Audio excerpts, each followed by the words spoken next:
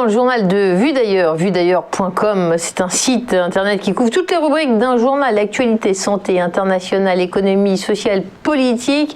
Il y a même une colonne opinion et je vous invite à la consulter parce que il y en a pour tous les goûts. Et pour vous donner un petit aperçu de ce média, nous allons sélectionner et évoquer 3 articles sur des sujets variés aujourd'hui et notamment on fait un petit tour par l'actualité internationale. La Virginie vient en effet de devenir le 23e État à abolir la peine de mort. C'est le premier État de l'ancien Sud esclavagiste à mettre fin à la peine capitale.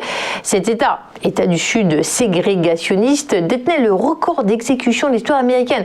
En 400 ans, la Virginie a exécuté plus de 1300 personnes. Le gouverneur de Virginie a rappelé que 296 des 377 prisonniers exécutés au XXe siècle étaient des Afro-Américains. Le premier exécuté était pourtant un blanc, le capitaine George Kendall, fusillé pour espionnage. Pour rappel, la Virginie rejoint les 22 autres États américains dans lesquels la peine capitale a déjà été abolie. 3 autres États observent en ce moment un moratoire. Alors Virginie, 2 condamnés restent jusque-là dans les couloirs de la mort. Et bien leur peine a été commuée en détention à perpétuité. Aux États-Unis, il faut le savoir, l'opinion publique reste favorable à 55% à la peine de mort. Un chiffre qui ne cesse toutefois de baisser.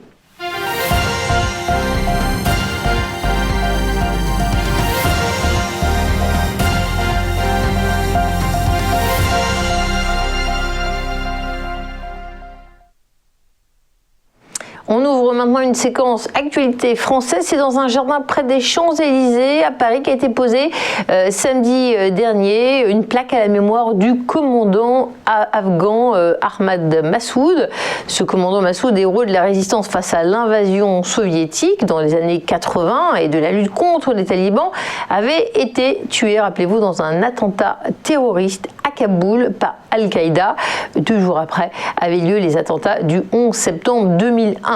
20 ans après sa visite à Paris, son unique visite en Occident, la capitale française lui dédie une allée.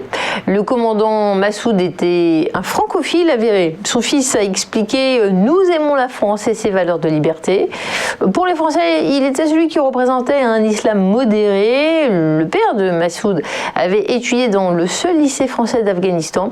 Massoud a été nommé héros national à titre posthume en Afghanistan après que les talibans aient été chassés du pouvoir. La date de sa mort, le 9 septembre, est aujourd'hui considérée comme une fête nationale. On fait une petite pause et puis on passe à la rubrique économique et sociale.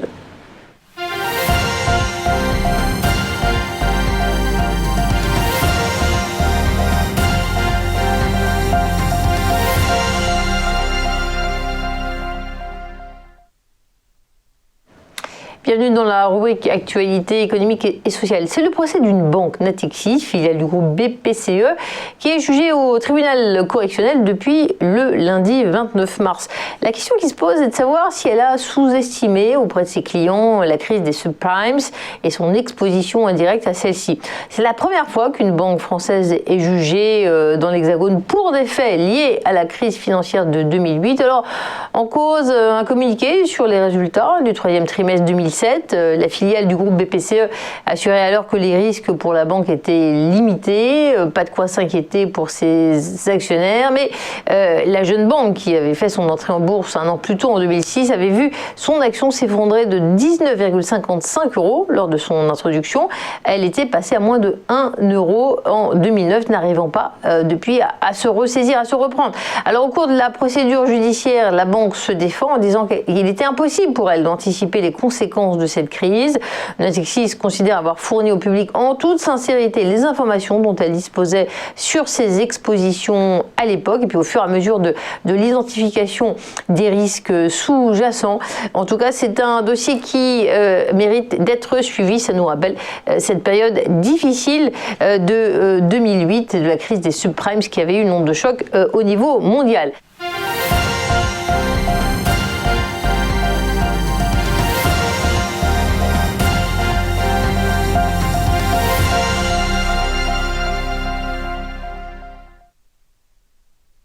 Retour sur le plateau de vuedailleurs.com pour la séquence interview. Et là, nous sommes avec un spécialiste dont le message peut intéresser tout le monde. Christophe Bourgois-Costantini, bonjour. Je vous présente. Vous êtes notamment executive coach HEC après avoir été ingénieur, chef d'entreprise, saxophoniste, romancier. Vous accompagnez de nombreux sportifs, entrepreneurs, des capitaines d'industrie. Et finalement, ces réussites, ce sont des stars dont on parle, des milliardaires, des très très grands sportifs. Vous nous expliquez que c'est pas venu comme ça, que c'est une manière dont ils ont sollicité leur intelligence, et vous écrivez ce livre, Les secrets de vos 10 intelligences pour redonner du sens à votre vie, aux éditions First Edition. Alors Christophe Bourgois-Costantini, bonjour. C'est vrai que tout le monde en ce moment parle de donner du sens à sa vie. On n'utilise pas assez nos intelligences pour y arriver. Alors bonjour tout d'abord, merci de cette interview. La première petite chose que je voulais dire, c'est que le terme de coaching est assez galvaudé. Moi, je l'envisage plutôt comme une thérapie brève. Et à ce sujet, je ne travaille pas entre guillemets qu'avec des stars, je travaille avec des gens très différents, des inconnus. Par exemple, en ce moment, allez savoir pourquoi, j'ai beaucoup de politiques qui sont un peu perturbés, qui cherchent du sens à leur vie. Et effectivement, ce qui nous manque dans cette période, c'est de redonner du sens. Redonner du sens parce qu'en fait, on est emprisonné, on a été longtemps emprisonné par une forme de monoculture, de motivation qui consistait à dire si tu travailles bien, tu seras récompensé, si tu travailles mal, tu ne seras pas récompensé, au détriment d'un équilibre de vie qu'on trouve au travers d'intelligences multiples avec lesquelles, et c'est prouvé scientifiquement, nous venons au monde.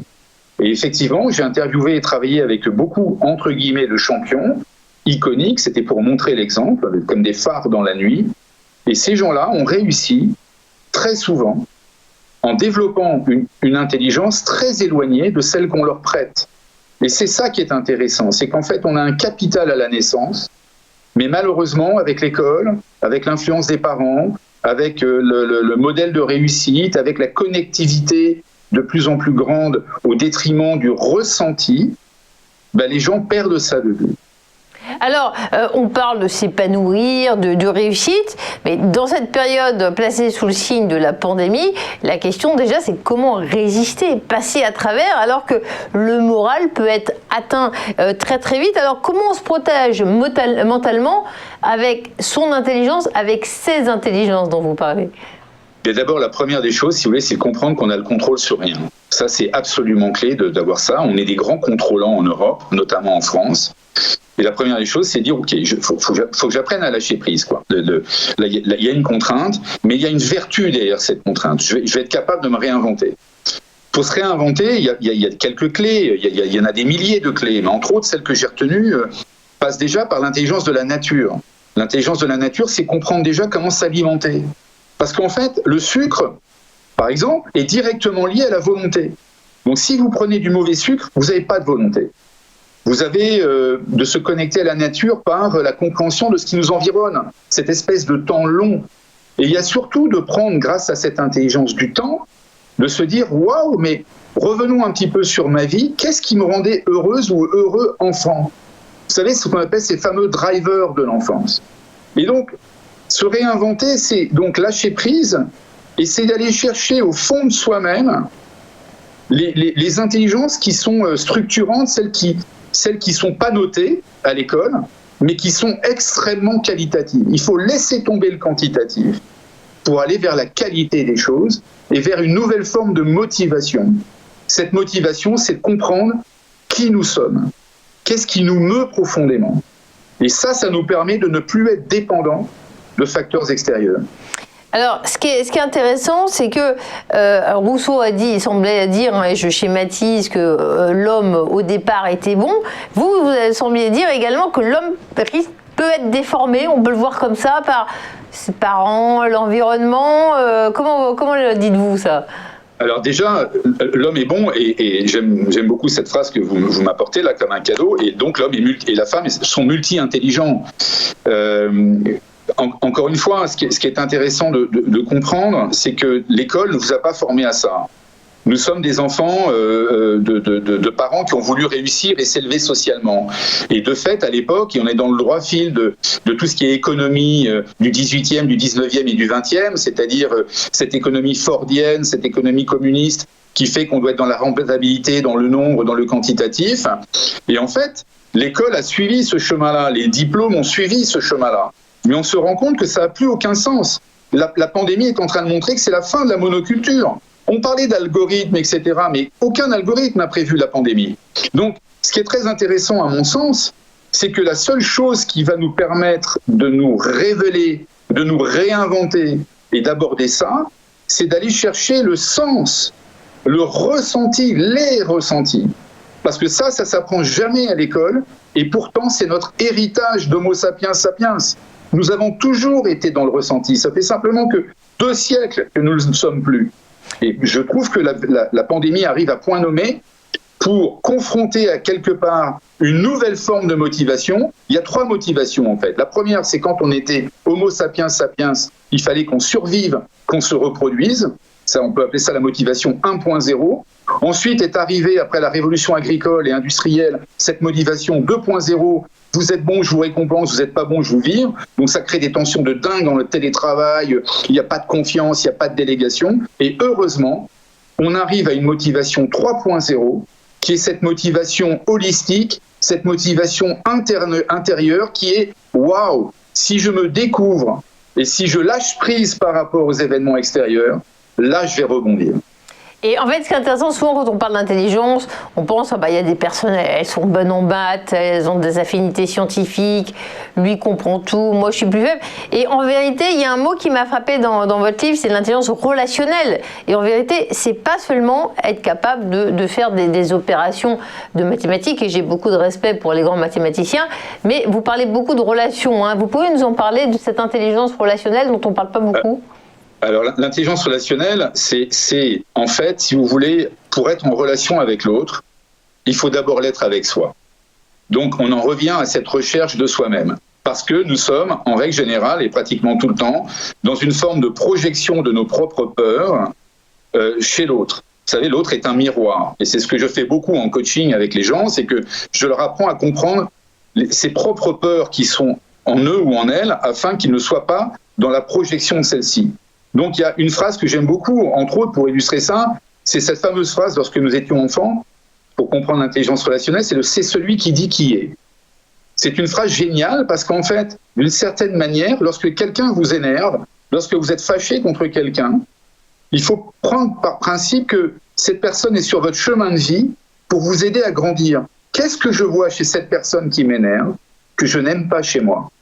Et c'est ça la clé du développement personnel et de la relation. Et cette intelligence relationnelle, pour relationner avec nous-mêmes, pour être mieux en accord avec nous-mêmes et donc être mieux en accord avec les autres, elle est démultipliée par ces 10 intelligences avec lesquelles nous venons au monde, mais qu'encore une fois, on ne va pas chercher par méconnaissance ou parce que l'école ou les parents ne nous l'ont pas appris. Et pour finir, je me permets de poser une question sur l'actualité un peu concrète, puisqu'on parle d'hypothèse de reconfinement, de tour de vis. Comment vivre libre, même avec des restrictions?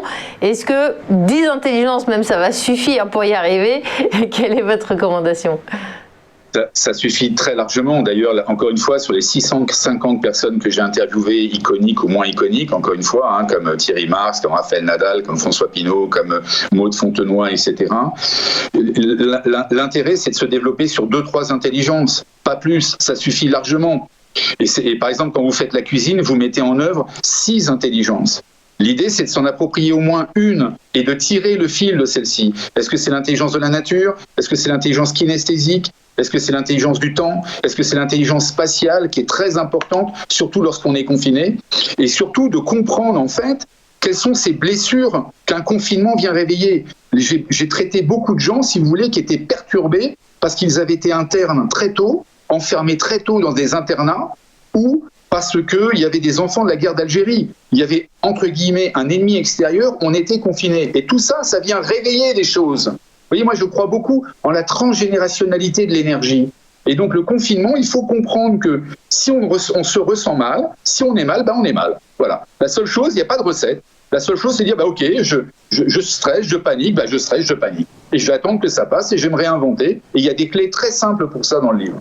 Merci pour ces mots extrêmement positifs. Nous étions avec Christophe Bourgois-Costantini et je vous invite à lire son livre, l'un de ses nombreux livres, Les secrets de vos 10 intelligences pour redonner du sens à votre vie. Merci pour cet entretien. Merci de nous avoir suivis.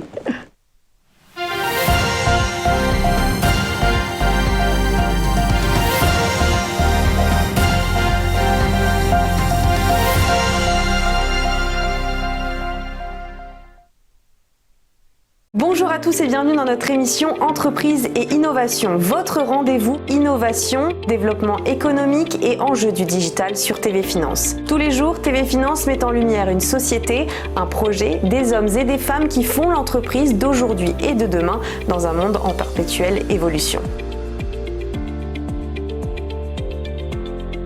Pour y participer, contactez-nous sur tvfinance.fr.